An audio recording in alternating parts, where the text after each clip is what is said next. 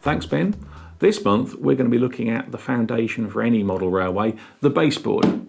Get this bit right and you'll find your modelling will become a whole lot easier. First consideration when we're thinking about our baseboards is the layout going to be at home or is it going to be taking out to exhibitions? You're going to have to think about the weight of the baseboards. At home, a really nice heavy baseboard is ideal. But if you're planning to move the layout around, either to pack it up or put it away, or if you aren't planning to take it out to shows, you're pretty quickly going to want to think about something very lightweight that isn't going to put your back out when you try and move it from one side of the room to the other or put it in the back of the car. This is a ready-made baseboard from White Rose, and we'll use it as an example to show some of the things we need to think about when we're designing the baseboards for our layout. One of the first things you're going to need to think about, no matter how you do your baseboards, is will it fit through the door? I know this sounds like a very basic thing, but at some point these bits of wood are going to have to go through your door and you're going to have to move them around, even if you're not planning to take them to exhibitions. The baseboard here is metric. It's 120 centimetres long and 60 centimetres wide. It's pretty close to the standard 4x2 that we tend to think of when we think of model railway baseboards. We tend to do an awful lot of stuff still in imperial. Now this baseboard is made of medium density fibreboard, or MDF as we commonly call it.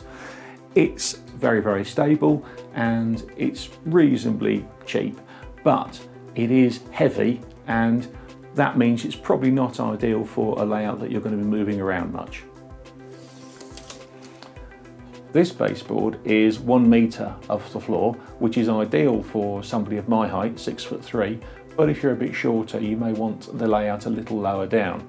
It wouldn't be the first time somebody's built a layout they couldn't see over the top of. I'm often asked about sound deadening on baseboards, and this one is coated with a thin layer of cork, which will be great. It'll provide a nice surface to work on and will deaden the sound slightly.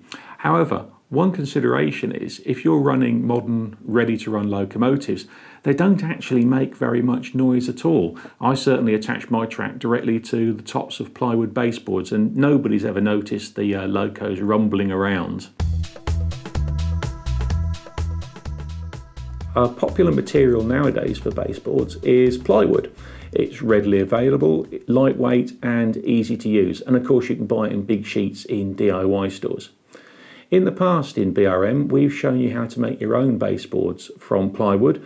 I usually recommend to get everything square that you have the wood cut for you by your local wood shop or B&Q or any of the DIY stores. However, an even easier to use option is to buy yourself a plywood baseboard kit like the one we're looking at here from White Rose Models. It's all cut for you in 6mm plywood, and all you have to do is push the parts together with a bit of glue and you'll very quickly have a nice square and solid baseboard.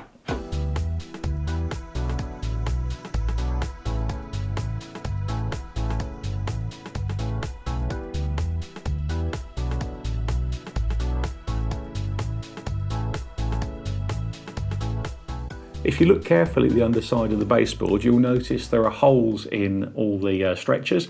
This isn't for lightening the wood as you might expect, but it's actually to allow electrical cabling to pass along the baseboard without having to drill even more holes in the woodwork.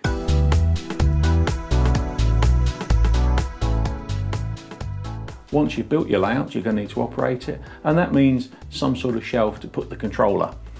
Here we are, nice simple construction.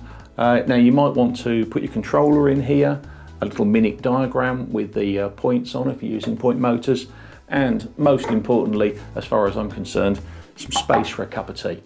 Once you've finished building your baseboard, most modelers will want to consider some sort of back scene, and it doesn't need to be particularly sophisticated. This is just 3mm MDF cut out, and then we'll bolt onto the back of the baseboard.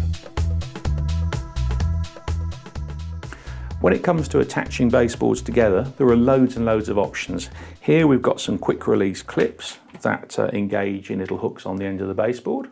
If you followed our Edgeworth project, you'll have seen us using loose pin hinges where you just pull the pin out of the hinge and that holds the baseboards together. or a lot of modelers will choose to drill holes in the end of the baseboards and just put a bolt through to hold them. So there we have it, a few baseboard basics. Building a good, solid, level foundation for your model railway is absolutely essential. Don't skimp on this area. I know it's not exciting, but believe me, I know how frustrating it can be if you don't get it right at the beginning.